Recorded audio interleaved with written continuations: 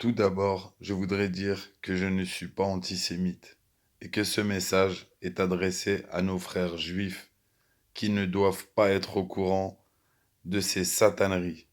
Je vais parler en priorité avec la Torah, donc écoutez-moi.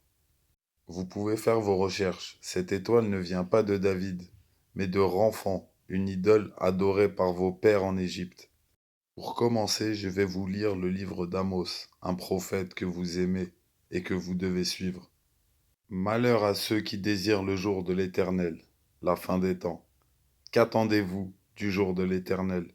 Il sera ténèbres et non lumière. Vous serez comme un homme qui fuit devant un lion et que rencontre un ours, qui gagne sa demeure, appuie sa main sur la muraille et que mord un serpent. Le jour de l'Éternel n'est-il pas ténèbres et non lumière?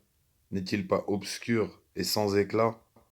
Je hais, je méprise vos fêtes, je ne puis sentir vos assemblées. Quand vous me présentez des holocaustes et des offrandes, je n'y prends aucun plaisir, et les veaux engraissés que vous sacrifiez en action de grâce, je ne les regarde pas.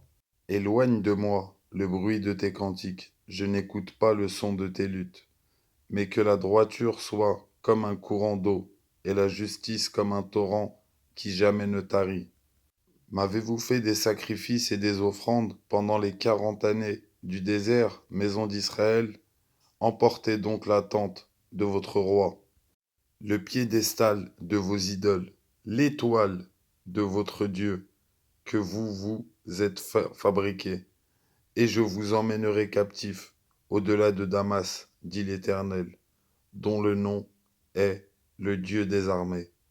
Maintenant, Actes, chapitre 7. Nos pères ne voulurent pas lui obéir.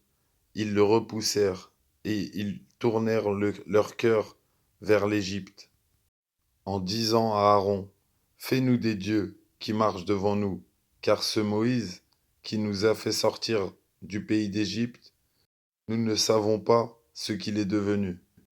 Et en ces jours-là, ils firent un veau, ils offrirent un sacrifice à l'idole et se réjouirent de l'œuvre de leurs mains. Alors Dieu se détourna et les livra au culte de l'armée du ciel, selon qu'il est écrit dans le livre des prophètes. M'avez-vous offert des victimes et des sacrifices pendant 40 ans au désert, maison d'Israël? Vous avez porté la tente de Moloch et l'étoile du Dieu Ramphan. Ces images que vous avez faites pour les adorer, aussi vous transporterai-je au-delà de Babylone. Voilà, cette étoile vient de ce faux Dieu Ramphan et n'a rien de David. Elle était carrément pré-abrahamique. Et la seule découverte archéologique à ce sujet vient de l'époque du roi Akab, un idolâtre roi d'Israël qui faisait la guerre à la Judée, comme aujourd'hui. Il adorait Baal avec sa femme Jézabel, que vous connaissez si bien comme une idolâtre aguerrie. Le prophète qui l'a combattu était le prophète Élie, que vous aimez si bien et que vous connaissez si bien. Et ceci est confirmé dans le noble Coran. Élie était certes du nombre des messagers, quand il dit à son peuple, ne craignez-vous pas Allah, invoquez-vous Baal, une idole, et délaissez-vous le meilleur des créateurs, Allah votre Seigneur est le Seigneur de vos plus anciens ancêtres. Ils le traitèrent de menteur, eh bien, ils seront amenés au châtiment, exception faite des serviteurs élus d'Allah, et nous perpétuâmes son renom dans la postérité. Paix sur Élie et ses adeptes.